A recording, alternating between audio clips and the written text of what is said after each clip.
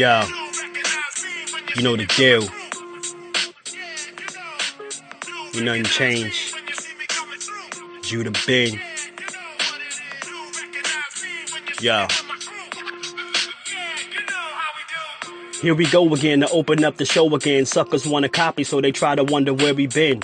It's Thomas from the Bronx talking boxing, football and baseball and sometimes wrestling. Plus he all about the dough like Fosse. You might even catch him live, be on IG. You know he still rock with sock, even when the whole block is hot, chillin' in the cut like a doc.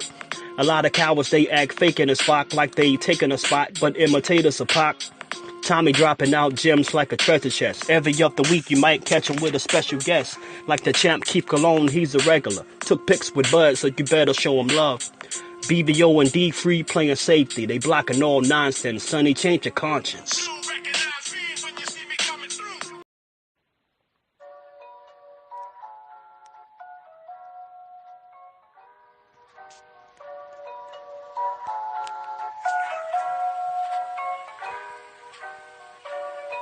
Yeah.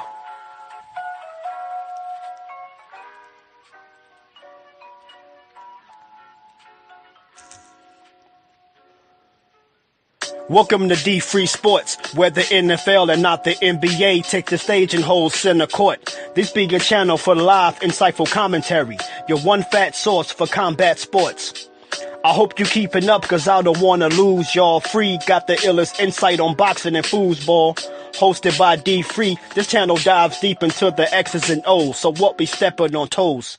Of course your man Judah always flexing his flows. I hope you checking your tone, give mad respect for the show.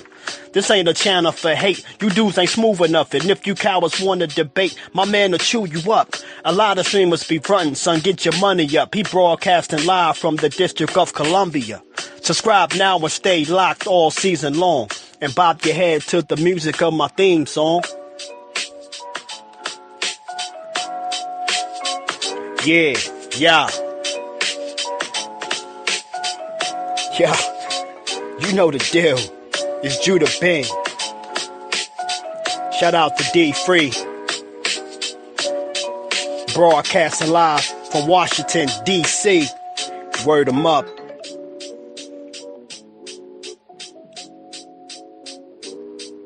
Yo, tune in. He going live. I think it's going to come down to which team can keep the defense guessing. Because if these defenses can pin their ears back and get to the quarterback, it's going to be a long day for whatever team it is. So it's going to come down to what team can keep the defense guessing.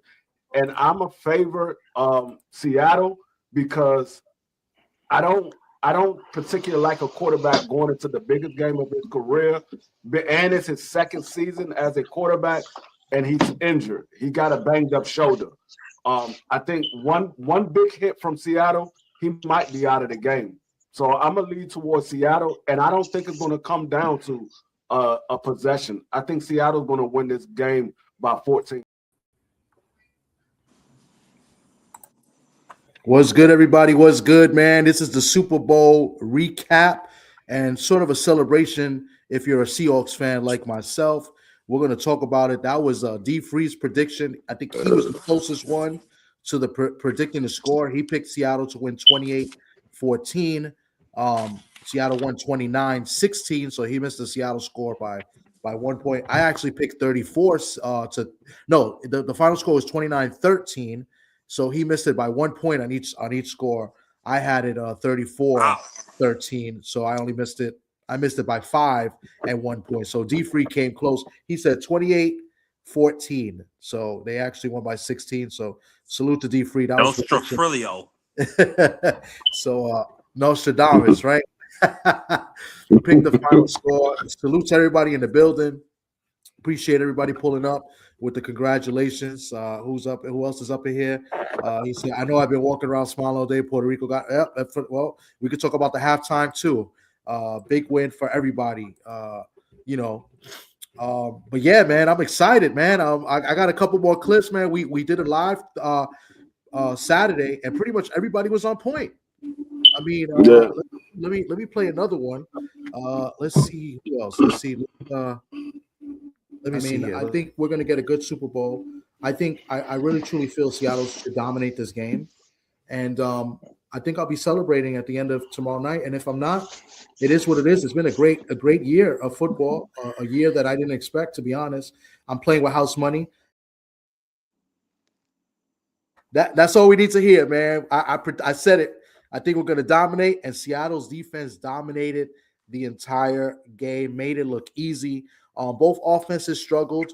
Obviously, Seattle's defense made the Patriots' offense struggle. But yeah, the Patriots' defense played well. It also played well, holding Seattle to just field goals for the first 3 quarters until Seattle got the first turnover of the game, and then after that, it was a wrap. D Free, what's good with you, man? Salute to you. Hope everything is well. My man Marky Dan, salute to you. Hope everything is well. D Free, talk to us a little about the Super Bowl before I play some of these highlights. Yeah, I mean, it was a defensive game in the first half. It's pretty much what we thought it was going to be early on. The defense was going to shine in this game, and both defense played pretty well. New England held the Patriots to 4 field goals, I think, in the first half. And the Seattle Seahawks held them to no points in the first half. And it looked like for a long time that they was going to go scoreless. And it wasn't until after Seattle scored that touchdown and went up, I think it was 19 to zip, that we saw New England come back down and score. They scored real quick, and Seattle had to put the brakes on for a minute and recoup, because I think they started celebrating a little bit too much. And then Seattle got back into the driver's seat and pretty much held New England to I think a field. No, they got another touchdown, but they went for 2 points and they stopped them on a 2-point conversion. I was off by 1 point. But it was a great game, and it was what I figured. I thought New England was a young team, and it was a young quarterback only in his second year, and a lot of people didn't pick New England to make it to the Super Bowl, and he did great for his second year in the league, making it all the way to the Super Bowl. A lot of quarterbacks never make it to the Super Bowl. So hats off to New England, but Seattle was the better team, and I thought that going into the game, that Seattle was going to be the better team, but I knew it wasn't going to be a close game because Seattle defense is high power. They can shut down the run and put pressure on the quarterback with just their front 4. They didn't have to blitz. They did blitz at times, but they didn't really have to blitz. They got a lot of sacks on just the front 4. They got a couple of corner come in and get a sack, but majority of the sacks that they got was just the front 4. But I just knew it wasn't going to be a close game. So if you bet on the point spread and you bet that Seattle will cover, you won. If you bet that it wasn't going to be a close game and Seattle will win by more than 3 points, you did well on that. Yeah, indeed. I mean, and the spread kept moving. I mean, the game started out at, when the spreads first opens, when the books open, they started out at 3.5, and it ended up at 5. I think a lot of people just kept taking Seattle, and pretty much Seattle covered. They covered, quite easily, So if you bet Seattle, you pretty much made some money. You know what I'm saying? So, Marky Dan, what you got on this before I start showing some highlights? Salutes to the panel. Salutes to Chop Cheese Tommy, my brother. Congratulations on getting the bowl. Seattle's second Super Bowl, I believe. I took the Patriots to win. I thought it would be a close, low scoring defensive battle, defensive war. It was not that. Seattle's defense showed up. Their front 4, as well as the blitz packages they were throwing at Drake May, was just too much. That left side, that left tackle, I can't remember his name, but they were talking about him all night. I mean, he was getting his tail whooped. He was constantly getting pushed back. He was constantly getting pushed back into Drake May's lap. I mean, it was just a terrible game for him. I mean, that kid is gonna think about that for the rest of his life. Yeah, But that was overall, Will that was trying to Seattle's shut down Lawrence. That was Will. who? Will. I believe it's Will. His last name starts with a C, but his first name is Will. Well, don't say Will Campbell. Yeah, I think that's what it is. I think it's Will Campbell. Will Campbell. Is that the kid out of LSU? Yep. He showed up. Oh wow! And he's supposed to be, or he was talked about as the best tackle coming out of the draft. I think. Yeah, he was the 4th overall pick. Wow.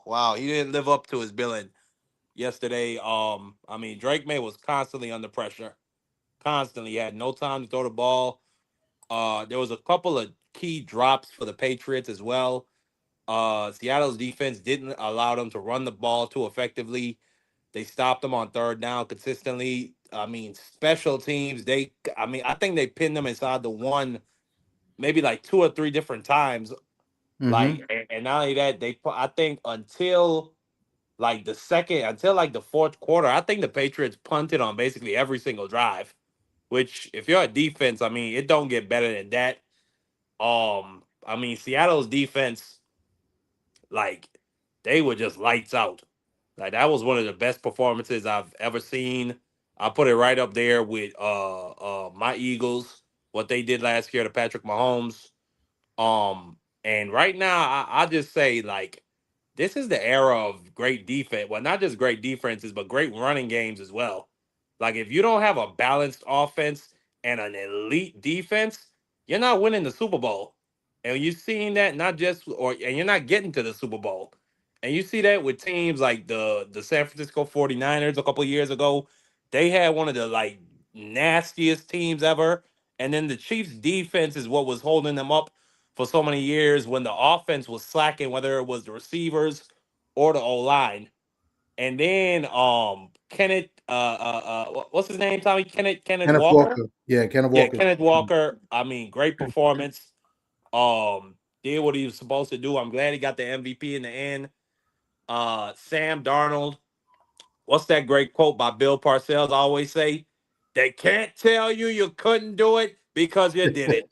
Can't nobody say Yeah. that Sam Darnold can't lead a team to the Super Bowl no more because the guy did it. He went out there. He didn't have the greatest game. I think he passed for like 50%. I think that was his completion percentage. But he did what he was supposed to do. I don't think he turned the ball over. Nope. Kept it clean. Handed it off to Kenneth Walker. You know what I'm saying? And you just gotta say hats off to the Seahawks. And on the other side, the Patriots.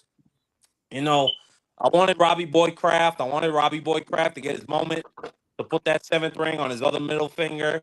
You know what I'm saying? To drag his nuts on all the haters and all the doubters, but it just didn't happen for him this year.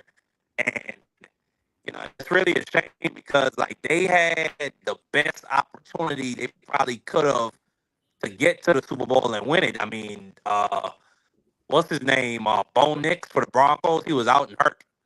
You know what I'm saying? So like the path there was pretty wide open, and they just weren't up to snuff. They just couldn't compete with the Seattle Seahawks, and it was what it was out there. But shout out to the Seahawks, man. Immortality. Yeah. Real quick, my man 88. What's up, man? Where's my congratulations, bro? You can't even give me a congratulations. That's crazy, bro. I mean, you was hating and you was like, let's go Pats. You can't be like, yo, congrats, Tom. Congrats on the seal. Nah, man. And Papi Chunye, yo, I agree. I thought they could have done something for the first time. They could have gave Myers and Dixon the MVP. They could have just did a combined special teams because Myers was 5 for 5 with the field goals, and he got the 2 extra points as well. And then Dixon had a great game punting the game inside the 5 a couple times as D Free. I think D Free, you mentioned that. I mean, they both special teams was huge, or was it you, Marky Dan? But yeah, definitely huge on special teams. And a matter of fact, when he was in the chat with me, Sock, and a bunch of my friends was saying, yo, the punter should probably get it. And my boy Tyrone, who's a 49er fan, he said the same thing. He said, your punter should be MVP. So I mean, it was a group effort, especially on the defensive end, but definitely special teams played a special part in the game. And it all came down to wear and tear. Like they eventually broke broke the Patriots to that turnover, and that flipped it around. Darnold was able to throw for a touchdown. Walker had a great game yesterday running the ball, got the MVP, well deserved, right? He was the workhorse, and got his big first downs. Say that. Big first downs. If it wasn't for the yardage that Walker put up, I think the field goal kicker would have been MVP. But I think Walker got close to 150 all-purpose yards. He had like 94 at halftime rushing yards, and then he caught the ball out of the backfield a couple of times, and he had a couple of more rushing yards in the second half. So I think he got up to like 150 all-purpose yards. So if he wouldn't have had the yardage, they probably would have gave it to the field goal kicker. Yeah, he had over that. He had 135 rushing yards, and he had 2 catches for 26 yards. So that's 161 yards. So definitely went over 150. Anybody took that prop bet? Because I think that was one of the prop bets we said, take the over on all-purpose yards or something like that. Definitely Kenneth Walker, did good in a prop bet. But check out these stats by, New England. I don't know how he got to 295 yards. I don't know if this is correct, but apparently he threw for 295 yards and 2 touchdowns, Drake May. So that was obviously, most of that was in the fourth quarter. Obviously he had the 2 picks and the fumble as well, Jackson Njigba, he was covered well most of the game by Gonzalez. Gonzalez did an excellent job. Darnold did good as far as not turning the ball over, but I didn't think he played his best game. I thought he missed some throws. I thought the one pass to Njigba, if he leads them, that's a touchdown. Because Jackson made a great move on Gonzalez and broke free, and he just kind of threw it a little bit behind him, therefore giving Gonzalez a chance to swipe the ball away. But if he leads them, that's an easy touchdown. So. Yeah, he missed Jackson on a bomb early on, and he missed Sheed on a bomb early on in the first half. Both of those would have blew open the game because Jackson, he was struggling early, and that was his moment right there. If it was like a yard or 2 shorter, he was going to the end zone because there wasn't nobody behind him. And if same thing with Sheed, if he would have got it like a yard or 2 shorter, she was going to the end zone. He burnt the corner right off the break. So he missed a couple of explosive plays that would have broke that game wide open where it wouldn't even been close. My score would have not even been nowhere near correct. It would have been a much bigger blowout early in the game because he missed some throws, so but nevertheless they got the win. They dominated. I'll play a little bit of highlights. I mean, I'm ecstatic.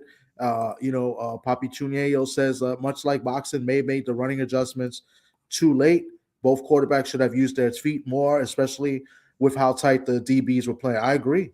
Yeah, I was shocked to see May not really take off much, but, I'm not in the field. I'm not seeing what he's reading, what he's seeing on the field. But nevertheless, the defense of Seattle was phenomenal. Yeah, Drake May held the ball. Christian Gonzalez is without a doubt the best. I said it before. I said it maybe 2 years ago when the Patriots drafted him, that Christian Gonzalez would be, if not at the time, was the best corner in the league. Like when he came out as a rookie, because I remember he had to cover A.J. Brown, then he had to cover Tyreek Hill in week 2 of his career, then he had to cover Stephon Diggs. And week 4, he got hurt, but I think he locked up CeeDee Lamb too.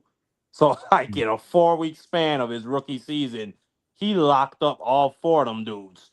So I knew that he was something special, and he performed well out there. I think Drake May held on the ball a little too long.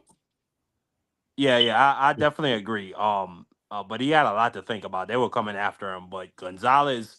There was one crazy pass breakup. I think it was at the end of the first half where Jackson Smith-Njigba was maybe like the ball was maybe just an inch away from his hands where he would have got a touchdown. Well, that's what I was talking about. That was the play I was talking about. If Darnold makes a better throw, he gets a touchdown because Jackson if you watch that play and watch the route that Jackson ran, he broke Gonzalez. Like he just literally broke him. It was a beautiful, cut inside, and he had him beat by like a foot, but Darnold threw the ball behind him. Yeah, he had to turn back for that ball. That ball wasn't in front. He had to go back and catch it like this, and Gonzalez put his hand in between and ripped it out. And I was like, oh man, that was a dynamic play because that would have changed field position and gave them a touchdown probably earlier in that game than when they got it. But yeah, I think Drake May. There was moments where Drake May was sitting in the pocket, and you see the pocket collapsing, and he just stood there. I'm like, why are you just standing there? You got legs. Get out of there. But he was just looking. He was like, okay, let me get this person open. And he just sat there the entire time. I'm like, he's holding on the ball way too long. This is the Super Bowl. Everything is much faster now. You can't, you got about 2, maybe 3 seconds to get rid of that ball. And unless you got great blocking scheme, you got about 2 or 3 seconds. That's why if you pay attention, majority of the Super Bowls, a lot of the passes are short passes. You'll have 1 or 2 bombs here and there, but a lot of the passes are short passes because you don't have that much time in the Super Bowl. Those teams are coming at you. And I think he was, I mean, he's a young guy. This is his first time on this stage. This is his second year in the league. So that will come with time. If he makes it back there, I think he'll do better the next time he gets there, if he makes it back there. But he was holding on the ball way too long. Yeah, my man 88 Sports Talk says May was seeing ghosts out there. He said he was flinching in the pocket. Hey, man, see, sometimes it just works the other way around. Everybody was making fun of, Darnold when Darnold said it. But, this time maybe May saw them ghosts. You know what I'm saying? That's what's up. And you know what?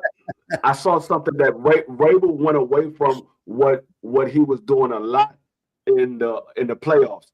He wasn't blitzing as much. I think he was scared of Jackson, and he wasn't blitzing as much. Like Rabel usually blitz a lot more than what he did on Sunday. He didn't blitz that much, and I saw that. I was like, oh, they giving Sam Darnold time. Sam Darnold is the type of quarterback, you put pressure in his face, he's going to throw the ball up. We've seen him do it a couple of times in the game where they did get pressure in his face and he threw the ball up. And luckily, nobody was there to catch it, but he would throw the ball up if he put pressure in his face. And I don't know why Rabel went away from blitzing, but that was a mistake that he made by not blitzing. Speaking of that, Seattle blitz more than they usually do because, this guy comes with different game plans each and every week. He's been doing it all year, but because he didn't do this against the Rams, they weren't blitzing as much as they did yesterday. They were blitzing a lot, Seattle. So on the opposite side of that coin, you got Seattle going in and blitzing with their corners. Witherspoon blitzed and got a sack, I believe. And they had a great game plan defensively. There's no doubt about it. I think if we had Charbonnet, the game is a little bit different because I don't think they could prepare for the different types of runners. You know what I'm saying? So they're lucky. I mean, it didn't matter, but they're lucky Charbonnet didn't play. I think the game would have been a lot worse because Walker was killing them to the outside, and then Charbonnet is more the bruiser. He would have been more the up the middle type guy. So my man Papi Chuche say you got pretty much till 3 on a well-designed play. No feet in the pocket will get you cleaned up. Absolutely. What's good, Kui? Salute. Shout out to you. Hope everything is well. Yeah, Witherspoon is fast, and he's a great tackler. Like for a DB, for a cornerback, he can tackle. He gets a lot of tackles. He's top 5 on the team in tackles. Like for a cornerback, that's insane, right? Usually the linebackers, they have the more tackles, and maybe the safeties, but I saw that Witherspoon, they had him in the top 50 or the top 100 greatest Seahawks ever, and he only was in his third He's only in his third season. It's possible because Seattle doesn't have that many players in the history, right? They've been there since 1976, right. So it's been like 40, 50 years, and this kid's only been playing for like 3 years. But you got to think about it. Outside of a couple of teams, Seattle haven't had a very great team. Outside of a couple of teams, like you had the team with Sean Alexander, you had the team with, of course, with Richard Seymour, Richard Sherman, and those guys. Outside of those teams, they didn't have any really great teams like that. So it's not surprising that he's in the top 50 because they didn't have a lot of great teams. They have good teams, but they didn't have a lot of great teams. But they had I don't know, but for a third some year really player, good I'm just saying that's really defensive impressive. backs in their history. Yeah. So I think Richard Sherman, Witherspoon, Earl Thomas, but he's a safety. Earl Thomas, still a DB. Chancellor, pretty much the. I mean, yeah, he would go down as a DB. Yeah, he's a safety, but he would go down as a DB. But I'm just thinking about the corners that Seattle had that was top notch corners. I won't say Richard Sherman was no top notch corner, man. He was more of a system guy. He always had somebody over top. He was, but he played his position well with the scheme that they ran. So it is a system, but if you play it well, they're gonna rank you high because that's the system that they ran. He was one of the best at it. He just fit that system well. It's the same but I'm thing. just saying the real Revis and Dion, they was by themselves. There wasn't nobody behind them. Yeah, but see, they are more of a man corner. If you put them in zone, they're not that great. They're good, but they're not great. They're more of a man corner. They like locking down the man. Whatever man comes to that side, they're gonna lock that man down. But when you put them in a zone, they're not that great as they are as a man. So it's different things. That's what I say. You have man corners and you have zone corners. You have to realize what type of corner you got. Because if you got a zone corner and you try to make him play man, he's not going to be that great. The same way if you have a man corner, most of the time when they play zone, they're not that great because they used to following a man. And so they might get beat because they step over to the man and forget that they're supposed to be playing zone. So it goes both ways. When I was playing ball, it made it seem like that was an insult to play zone. Like, you're not a real corner if you don't travel. That used to be what they said. But I think he played a different type of corner too. It's not just that. He was a more physical corner too. You know, he would be up on you at the line of scrimmage too and use his physicality. That's why he got called a lot sometimes for holding. You know, and he was a great tackler. Like I said, I think like Witherspoon is kind of the same, but Witherspoon's probably a little bit more athletic than Sherman. Right, Sherman was a wide receiver before he came to DB, like most corners. You know what I'm saying? But they both those guys are big tacklers. So I don't know why they said that Witherspoon already a top 100 player because we've had good defensive backs throughout the Seahawks history. Like we had Sean Springs. You know, we had Easley. Easley was a monster. Like he easily one of the top though, man. Yeah, exactly. So I don't know how they're gonna get Witherspoon so quickly. They said top 50 player. They didn't say top 50 corner. So when you say top 50 player, you look at all the players that Seattle had, and you say, okay, is he better than these guys? And they say, I would agree with that. He up there. You know who the best corner is? Seattle, 50 players is not that much. Like when you think of the players, like I mean, you know, offense and defense, right? Maybe a top 50 defensive player. I mean, I think that. But in 3 years, name all of the great offensive players you have. We know Sean Alexander. We know Marshawn Lynch. Marshawn Lynch, Russell Wilson, Steve Largent. You know, then you got the offensive tackle, Walter Jones, who is a monster for left tackle, right? Steve Hutchinson.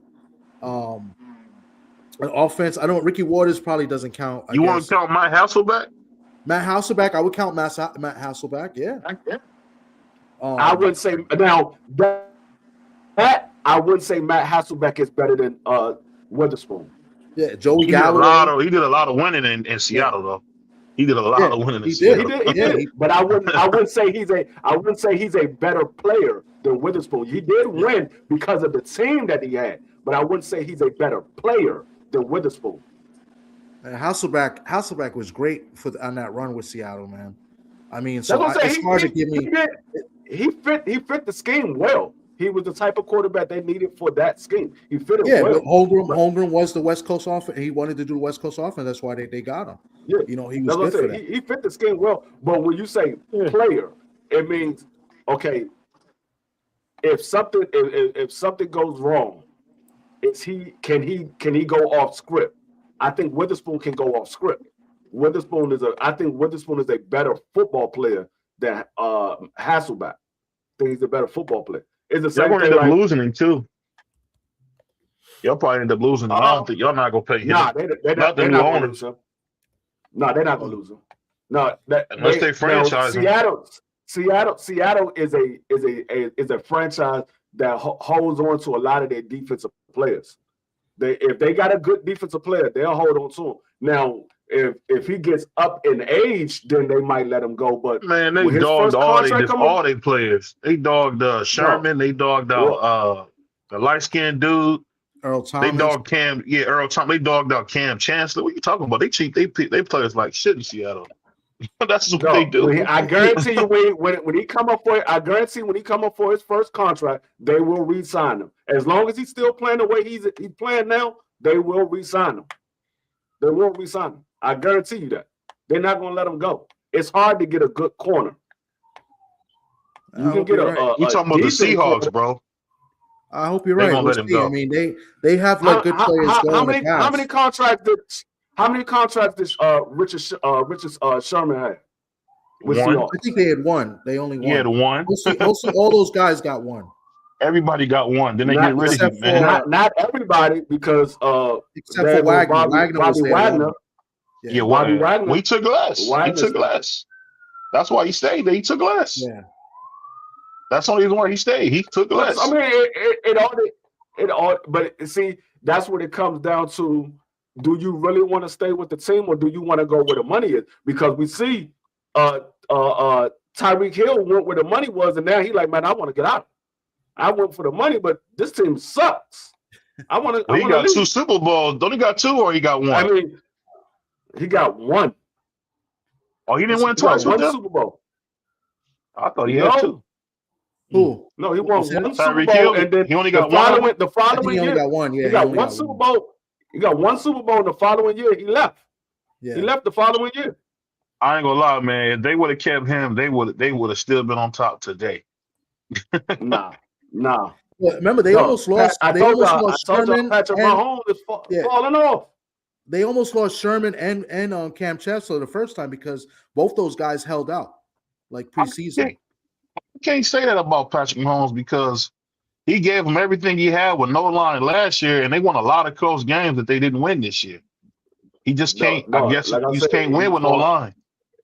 No, he's falling off. All you got to do is just look at his stats. He's falling off. His numbers are great. Any of us would take him in quarterback. His numbers are every year since I think like maybe 4 years ago, his number has decreased every year.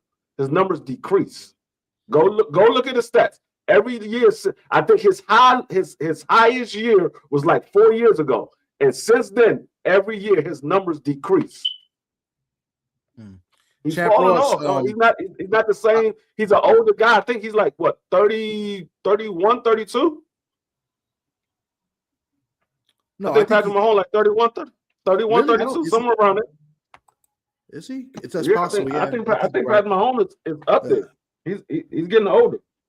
Let me just read this comment. You're right, Chan. Rick Meyer was the reason why I became a Seahawks fan, pretty much, in '92, because I'm a Notre Dame guy. But he's not a top 50 Seahawks. He's 30. He's not even Patrick Mahomes is 30. Yeah, so Patrick Mahomes is 30. But yeah, Seattle's got a good amount of players, but 50. I guess so. I guess you could say 50. I mean, I remember Joey Galloway, Sean Springs. We said Tez.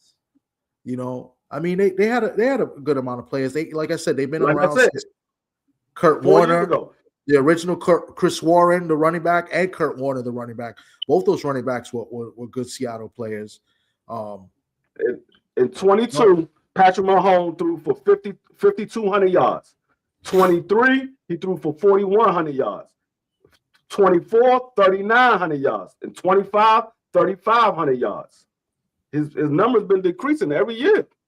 Yeah. They're going down.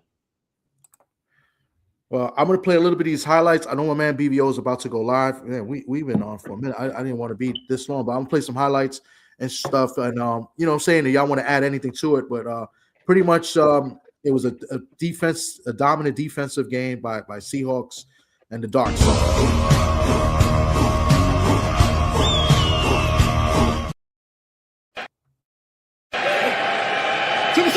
George Holani's the running back. Fake to him. Darnold to the end zone. Barner's got a touchdown. She's still here. It's 3rd and 5. Mays trying to step up. He lost the football. It's free in Seattle. Has recovered. Byron Murphy. 8:50 to go. Trying to step up and shoot one downfield. It's intercepted. Ill-advised throw in the middle. Julian Love has it. Love 50. Love 40 and out of bounds. Ball comes out. Going the other way with it. Turning upfield. It's Uchenna Nwosu. And he scores. Touchdown. Seahawks. They did get a substitution in there.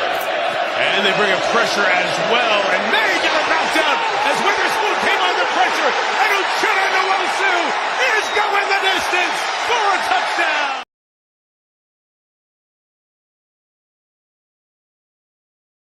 You know what's crazy? I thought that was a fumble, but it never hit the floor, so that counted as an interception for a touchdown. I thought it was a fumble for a touchdown, but it never touched the floor. They stripped them and they just took it away. I guess it bounced right in his lap, and he was out. So Nwosu got a interception. He gets credit for an interception for a touchdown. Let me see what else we got. There's your newest superstar in the coaching ranks right there. Everybody seems to want one of those young coaches that can last many, many years as your head coach. Guess what, Seattle? Yeah, Mike McDonald's been great. 2 years in as a head coach, right? He wins it his second year as a head coach. He's been a defensive coordinator for a while with the Ravens. Let's see what else we got. Seattle reigns above them all in the NFL. The Seahawks, Super Bowl champions for the second time.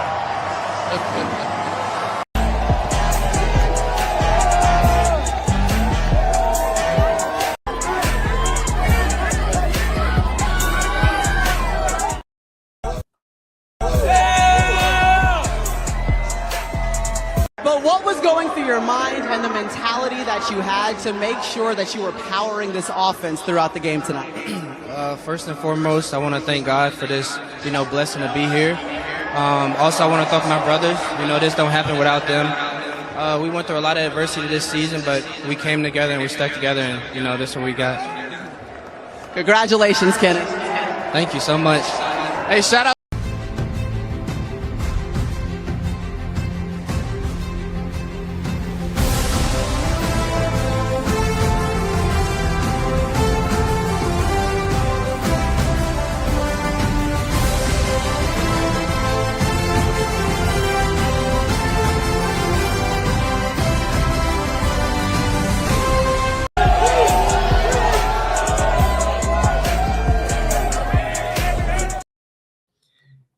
And you know what makes this sweet? We spoke about it. We spoke about it a little bit on Saturday.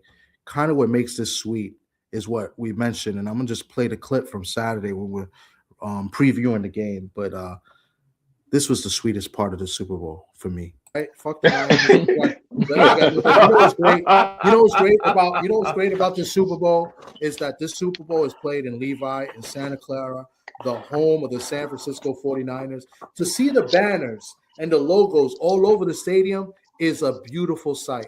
To see Seahawks logos all over where the 49ers play, that has to kill every Niner fan. You're talking about Niner fans that when Seattle played the Niners the last game of the year, they were talking about how they were going to get the number 1 seed, that they're never going to have to travel. They're going to be home all the way through the Super Bowl. I mean, this is what I heard.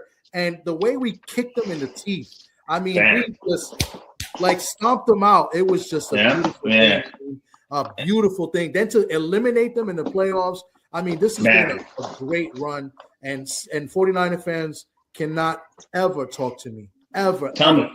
And that's just ever. And now that we won on their field, never, ever, any of you 49er fans, especially the ones out here in New York, the ones that I know out here that were on the Niner wagon in the early 90s and haven't seen anything since the 90s, don't talk to me ever, because you guys were so into they were going to beat us, and then they're going to be at home pretty much throughout the playoffs, including the Super Bowl, and that didn't happen, buddy. And that's just the best thing. Why do you hate the 49ers so much? Because you don't have that much animosity toward the Rams or Arizona? Why is it the 49ers you have so much animosity towards? Because if you may not believe me, but I know at least a dozen 49er fans personally. And this is not including Mr. Shelton, because Mr. Shelton is my guy, and he's just a 49er fan. So I don't even, we tease each other, whatever, because that's what we do in sports. So Mr. Shelton's an exception. He doesn't get it as much as like the guys that I know here in New York that are jumped on the wagon. It's like Cowboy fans here in New York. Right? When the Cowboys were good in the 90s, now you got to think about it. In the early 90s, mid 90s, I was in high school. We were young, we were teenagers, right? So like we watching sports, it's real easy to jump on the wagon of the teams that win, and that's what it is. Most of my friends from the 90s and even late 80s are either Cowboy fans, Niner fans, and maybe you got some Jets and Giants. But that's crazy. That's just crazy to me. And both those teams, except the Niners, at least they had some success. They've been to the Super Bowl a few times and the NFC Championship game. The Cowboys haven't in over 30 years. So they had a little bit of success, but they haven't won. So that's why I hate the Niner fans more, and I hate the Niners the most, is because of the fans that jumped on the wagon. It has nothing to do with the Niners personally. I don't know any of them dudes, but my friends that talk the most. So this is right. They can never talk crap to me ever.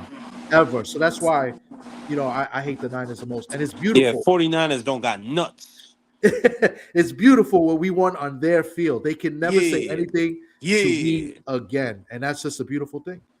So, look at my man BC. He's a Rams fan. I really got nothing against the Rams except they're just division rivals.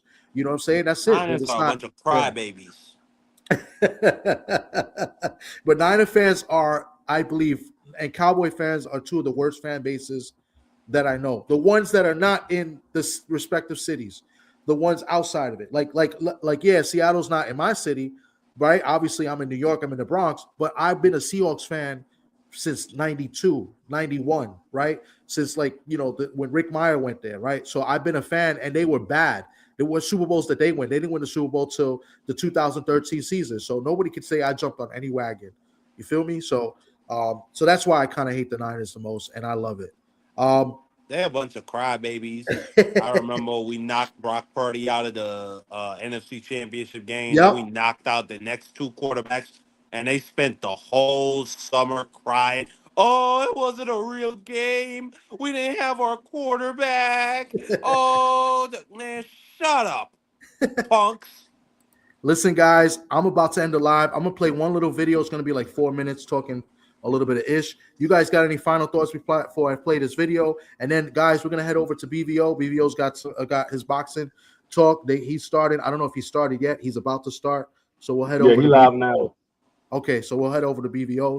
But I appreciate everybody coming through and, enjoying this run until next year or to the draft. I believe D-Free, you could close out before I play the video and let us know where we're going to be on again. Shout out to Bad Bunny. We'll be on again. I will be on again, I think, Thursday. And then I will be doing the draft. Me, Dub Whiteside, and a couple of other guys, we will be doing the draft. And I will be giving updates of the free agency as well. And I'm about to start getting into the NBA now that football season is over with.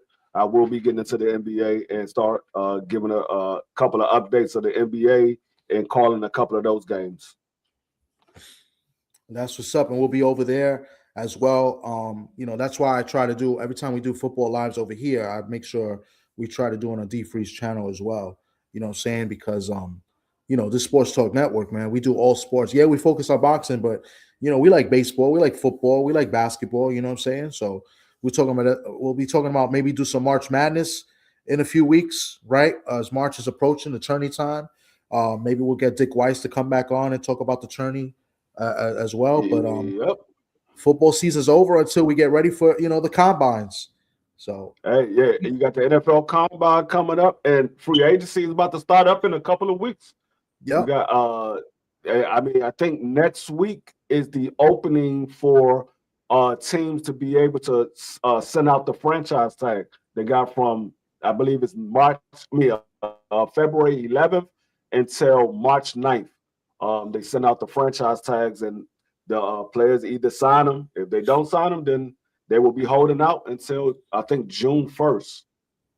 Okay, I believe Walker might be franchised. I think Seattle's going to probably franchise. Yeah, I think George Pickens going to get a franchise tag as well. I think they're going to franchise tag Pickett. Yeah. All right, guys. Well, I'm gonna play this last video. Peace to everybody, and we'll play this last video. It's pretty. It's a lot of shit talking in here. So I stole it off of Instagram. So fair use. If not, no fair use. Whatever. It's not monetized. I'm playing it. Here we go. What the fuck did we just watch? Holy shit! I might not sleep for 48 straight hours.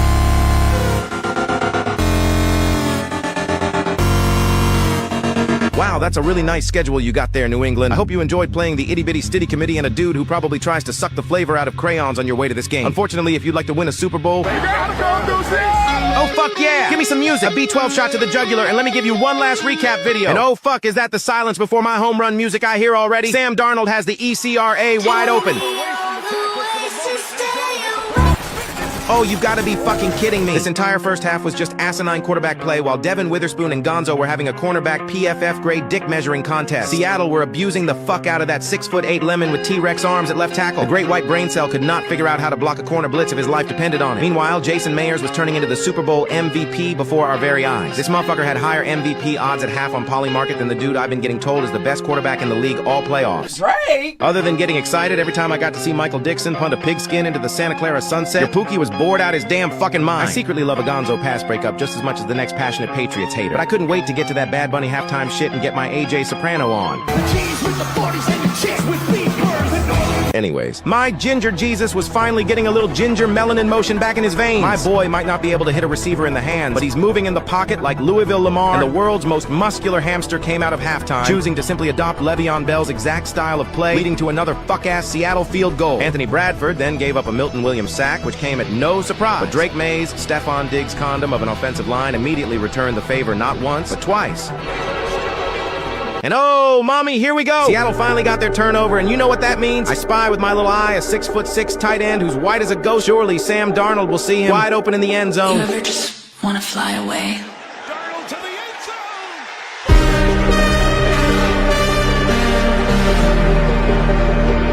zone. But wait. Drake May just remembered Seattle have a crash-out corner who can't cover a bed with a blanket and goes by the name Rick Woolen.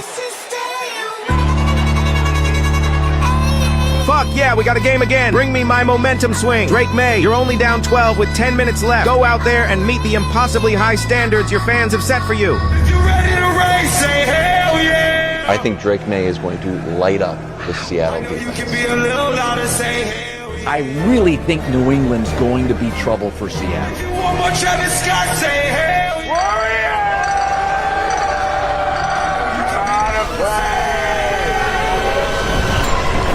Cooper, they didn't bring us here to change the past. Say that again. They didn't bring us here to change the past. Well, they didn't bring us here at all.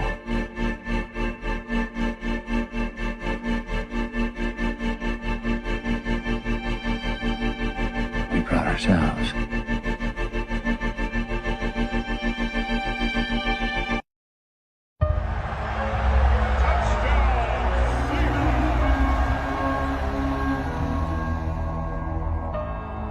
Summer nights, mid-July, when you and I were forever wild. The crazy days, city lights, the way you'd play with me like a child. Will you still love me when I'm no longer young and beautiful? Will you still love